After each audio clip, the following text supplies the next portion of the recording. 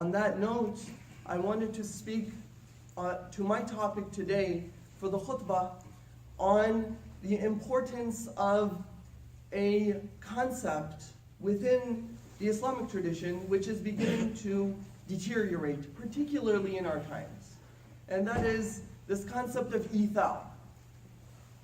What is ithar? Ithar, you can loosely translate it as selflessness. To give consideration for somebody else over and above yourself. This is actually a civilizational code within the Islamic tradition. This selflessness is connected to the fact that our deen places a huge emphasis on character formation, on tahdhib al-akhlaq. The Prophet ﷺ is reported to have said, إِنَّمَا بُعِثْتُ لِأُتَمِّمَ مَكَارِمَ الْأَخْلَاقِ. That indeed I have been sent only to perfect good character. So this deen is not just theoretical about a set of beliefs or concepts, but it's application, and it's a very applied deen. In fact, they say, actions speak louder than words, right? So in our akhlaqiyat, we have and in our character formation, what binds and connects human beings together is their capacity to be selfless. That is what connects and develops a community. Is that when people are working on the development of a community, they're thinking about not their own interests, but the interests of others. Let's just set the context of what we're dealing with today. American capitalism, since the Industrial Revolution, has completely shifted this very thing that humanizes the human being, that elevates the human being above the animals and the beastly kind of nature that we have. Elevates us to being beyond, and لَقَدْ كَرَّمْنَا بَنِي آدَمَ, to be even greater in the status than even the angels. Because of the fact that we make mistakes, but there's a degree of humility that is necessary, and in order to be able to rectify those mistakes, which is also related to this concept of having the humility to lower oneself, lower the desires and nature and ambitions of my own state for what? For the service of somebody else. And the capitalistic interests have actually reversed that entirely. The laissez-faire economy is built on the system that what you do for others in so much as it serves you. And that's the basis of a capitalistic system, is that you don't regulate the economy. Why? Because you will form alliances and relationships with people because of the fact that it will serve you ultimately.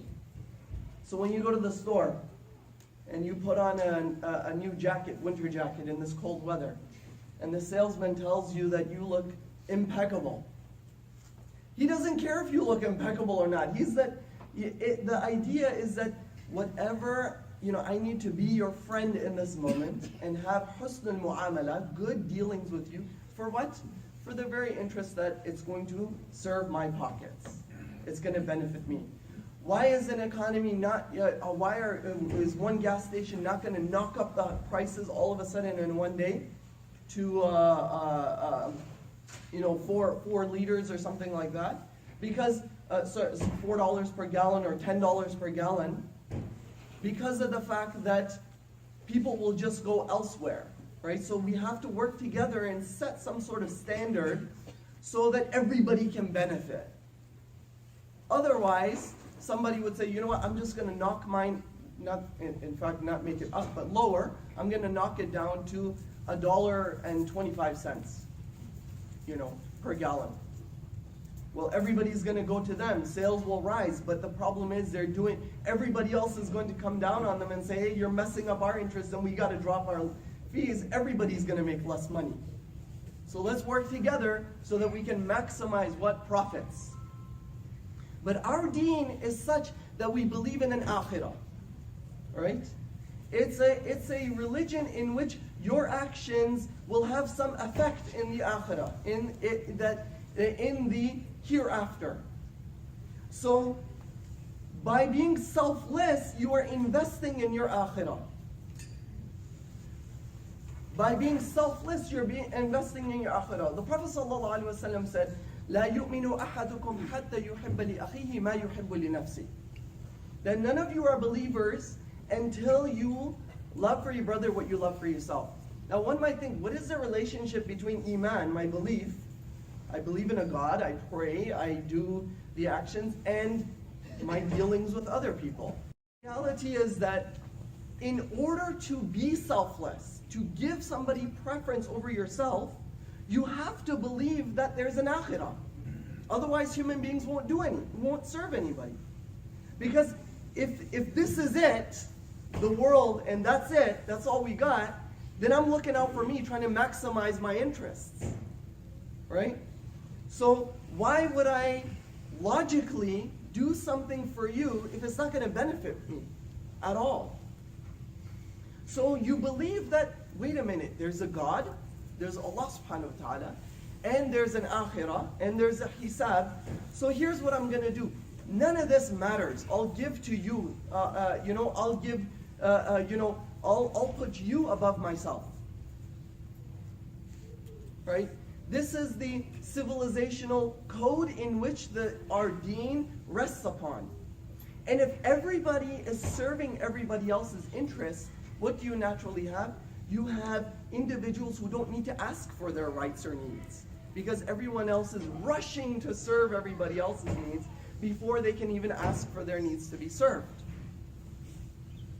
So this is, and the Prophet ﷺ lived this, and he taught this to his Sahaba. Muhammadur Rasulullah والذين معه أشداء على الكفار رحماء بينهم تراهم ركعا سجدا يبتغون فضلا من الله ورضوانا. That Muhammadur Rasulullah, him and his Sahaba, sallallahu alaihi wasallam, they would be fierce with the kuffar when they needed to, but they're very close-knit and merciful with one another. They were able to build a community. Upon building a community, you build a self. Once you build a self, you have selflessness, you build relationships. Once you build a relationship, you have a community that's healthy. And what do people naturally want to do? They want to join that community. Why? Because of the fact that selfishness ultimately leads to dissatisfaction. Nobody's happy. Look at the post-capitalism. Everybody, depression and anxiety is at its highest point since it was ever being tracked. Isolation is the disease of the time. Everybody is experiencing a sense of isolation, no connection with anybody else. And so everybody just looking out for the interests is a very isolating experience. It's a very dehumanizing experience. But when you have the opportunity to come into a community where people are doing things for the sake of Allah subhanahu wa ta'ala and serving each other, it sits with your fitrah, with your humanity. Allah subhanahu wa ta'ala gave you a ruh. كل مولود يولد على الفطرة. Everybody was born upon this eternal good state. They have the ability to distinguish and see good. And so when people see good, they're naturally inclined to want to join and be a part of that group and that community.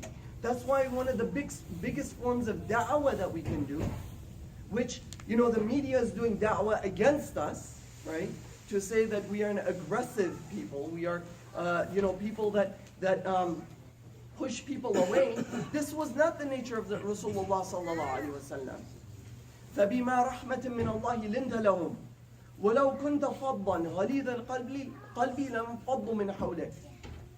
That the Prophet ﷺ, فَبِمَا رَحْمَةٍ, it's from the mercy of Allah that He made you soft-natured, soft-hearted.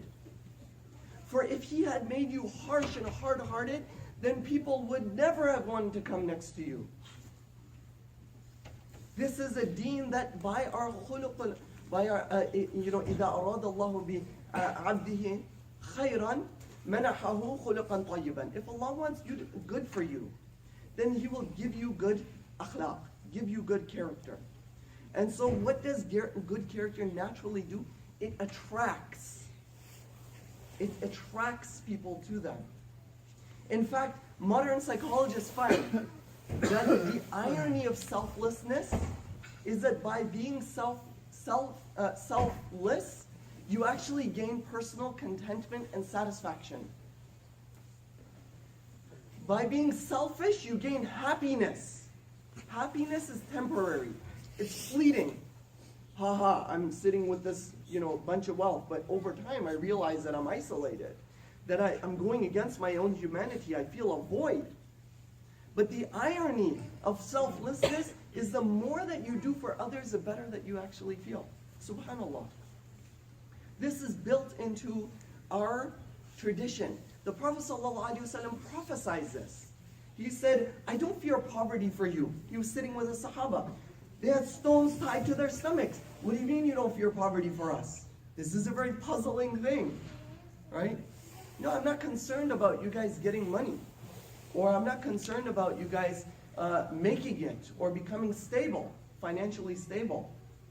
This is mind-boggling. We're working along trying to establish the da'wah, have some sort of stability, economic. We're sieged here. This is bad conditions.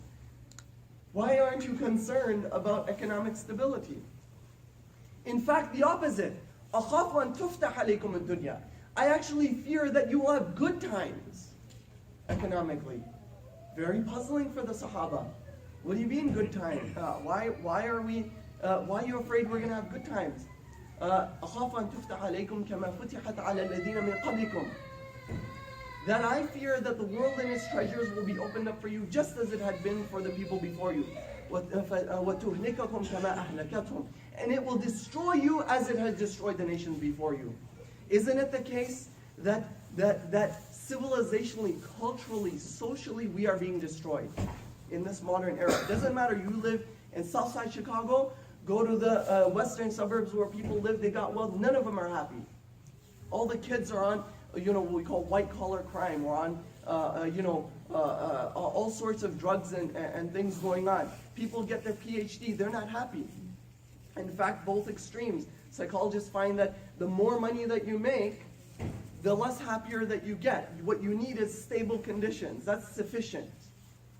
So it's a paradox. It's a shift of what we're being conditioned to believe and to think, that happiness or satisfaction is going to be through looking out for number one, which is what?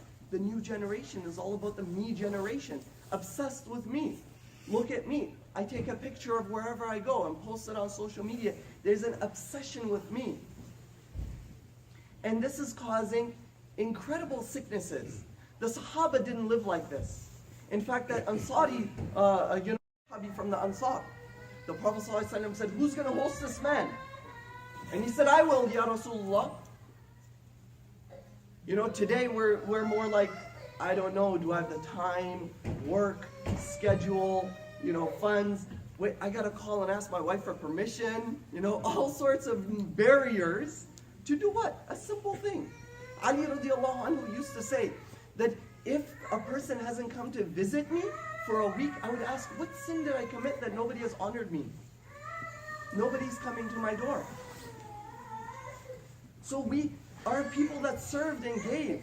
لَن تَنَالَ الْبِرَّ حَتَّى تُنْفِقُوا مِمَّا تُحِبُّونَ. You will never achieve righteousness unless you give up that which you love most. And what we love our most is ourselves. When the Prophet, لا يؤمن أحدكم حتى أكون أحب إليه من والده وولده والناس أجمعين. The Prophet ﷺ said in this hadith, none of you are complete believers until I become most beloved to him. Umar radiallahu anhu said, I love you, more than anything. The only thing I love more than that is me. And he said, no, Umar. Even yourself, you have to love me more. This religion demands of us that we give ourselves to this religion. Right? And so that means service. كُنْتُمْ خَيْرَ أُمَّةٍ أُخْرِجَتْ لِلنَّاسِ. You are the best nation to have been sent to people. The tafsir of أُخْرِجَتْ لِلنَّاسِ is أَنْفَعُ النَّاسِ لِلنَّاسِ. You are the most beneficial to people. تَأْمُرُونَ بِالْمَعْرُوفِ وَتَنْهَوْنَ عَنِ الْمُنْكَرِ وَتُؤْمِنُونَ بِاللَّهِ. That you admonish the good. Tell people, speak good. Say this is a good deed. And speak against fahsha and wrongdoings where you see it. And you believe in Allah, but you're serving people. Today we don't visit the sick. We don't know people in the masjid. Many of us have hajat, difficult times that we're going through. It's different. Everybody has a situation. But the thing is, we are suffering in silence, not connecting. That's not a community. So being able to know my neighbor, I've been praying Fajr Salah for the past how many months, I don't know the name of the person next to me. I don't know their state. To go and visit people at their house and to say, how are you doing? It's an ajib thing. When somebody calls me now, pick up the phone. What's the state? Assalamu alaikum. How are you? How's everything? How's family? Let's cut to the chase. What do you want? I haven't seen your call for like a year. Right? Nobody today calls for the sake of calling.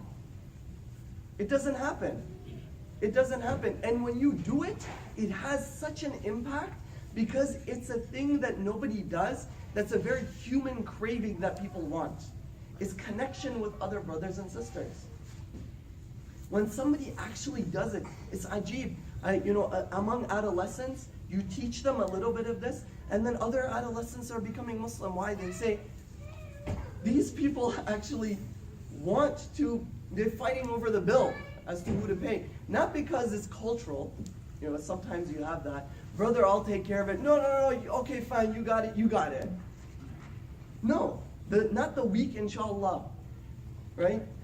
One of the things that Allah subhanahu wa ta'ala says in the Quran regarding munafiqeen, the hypocrite, is يَقُولُونَ بِأَفْوَاهِهِمْ مَا لَيْسَ فِي قُلُوبِهِمْ وَاللَّهُ أَعْلَمُ بِمَا يَكْتُمُونَ. That they say what is with their tongues, what is not within their hearts.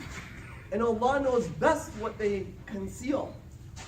So this trait of saying this weekend, oh brother, can you do it? Inshallah, I got you. But you have no intention of doing so. Right? And some people say, oh, just speak truth, just tell them I can't do it. That's one thing, but that's a lower state of iman. The higher state of iman is to step on this nafs and to say, yes, inshallah, I will spend a little bit of time with you. I will call you. I will check up on you. That's what it is, right? So, unfortunately, what we've become is so consumed in consumerism, right? Consumed in selfism, in anania-ism, all of these ism, to the loss of the fact that we've lost the spirit of our deen. I'll say one story just as an illustration of how far times have come. During the time of the tabi'een, there was a tabi'in, and he came to the masjid, and so there's one gentleman. He's leaving his house to go to Jummah, and he has a pouch of 100 dinars. 100 dinars, coins, right? That was their currency back then. And so he goes to the masjid, and he has a bag, and he thinks that he put the bag in he has the bag with him. He goes to the masjid. He prays the Jummah. After the Jummah, he looks around. Oh my goodness, now today it's our cell phone. Where's my phone, right? So he's looking around. I don't have my 100 dinars, my bag with all this money in it. Where'd it go? And he's looking around. And he's like, somebody must have taken this. So he waits in the masjid. And there's one person left in the masjid. And the person is making long salah. Nawafil, after the salah, dua and salah, nawafil, supererogatory prayers. He thinks to himself, look at this guy. This guy probably took my bag. He is acting all righteous, so nobody will suspect him. He probably has my bag. So he goes up to him, he goes, hey, break your salah, shorten your salah, and give me my money. So the person realizes that there's somebody standing over him, so they shorten their salah, and then they ask, what's the problem? You took my money. And he said, I had 100 dinars in a bag, and you took it. I want it back. The person says to him, he says, come with me. Please, من ستر مسلما ستره الله في الدنيا والآخرة. That whosoever covers the faults of a believer, Allah will cover his faults on Yawm al-Qiyamah. Come with me. He takes him to his house, goes inside, gets 100 coins, puts it in a bag and says, here's your coins. This brother goes back home. Goes to home, he walks to the door and he finds his bag sitting at home. And he thinks, oh my goodness, I falsely slandered and accused this person. My bag was here this whole time. I took this guy's money. So he goes back, traces his roots back to the house of the brother. Before he goes inside, there's people. Who is this person? Who lives at this residence? He says, this is the great-grandson of Rasulullah sallallahu alaihi wasallam. He is the Sayyid al-Raki'een wa-Sajideen, Ali ibn Hussein, Zayn al-Abidin. He is the great-grandson of the Prophet sallallahu alaihi wasallam. And that's who lives there. Oh man, what did I do? Of all the people in the world that I'm going to insult, the great-grandson of the Prophet ﷺ? So he knocks on the door. He's weeping. He's weeping out of regret. And the person says to Ali ibn Hussein radiallahu anh, he opens the door and he says to him, I'm so sorry, I didn't realize, and he says, stop, wipe your tears. He says, I forgave you before you even stepped on my porch. And he said, and regarding that 100 dirhams, it's yours, for verily the family of Rasulullah sallallahu alaihi wasallam never gives something and takes it back. This was the state once upon a time in which our tabi'een, our khulafa al-rashideen, our sahaba, ridwanullahi ta'ala alayhim ajma'in, used to live. Now imagine the impact and effect of that kind of iman, such that we can be so selfless as to give up such things, that because in reality these are the finite in exchange for the eternal. وَلَا تَشْتَرُوا بِعَهْدِ اللَّهِ ثَمَنًا قَلِيلًا إِنَّمَا هُوَ عِنْدَ اللَّهِ خَيْرٌ لَكُمْ إِن كُنتُمْ تَعْلَمُونَ. Do not trade and sell the covenant with Allah subhanahu wa ta'ala for something so small. Indeed, what is with Allah subhanahu wa ta'ala is much greater for you if you only knew. بارك الله لنا ولكم في القرآن العظيم ونفعنا بذكر الحكيم إن الله تعالى جواد كريم ملك بر رؤوف رحيم.